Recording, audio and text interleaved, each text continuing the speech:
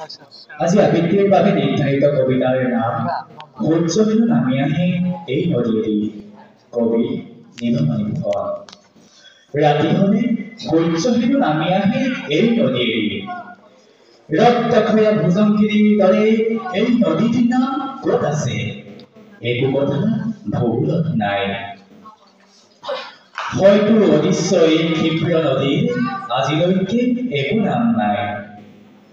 মাজনিশা সাৰ পাতে উঠি আহি চাবা তৰণিলে। এটা অতিকাই দীঘলীয়া সপোনৰ মপোনৰ দৰে এটি চকু। সেউজীয়া মৰা এটা মাছলি পিঠিত উঠি কেনেকৈ এই নদীয়েদি উঠি উঠি যায়। দূৰৰে পৰা দেখিবা কিদৰে নদীৰ পানীত এটি দুটিকৈ সৰে সুৰা লাগি তৰাবোৰ, ঠিক যেন পকা পকা আঙুৰৰ দৰে।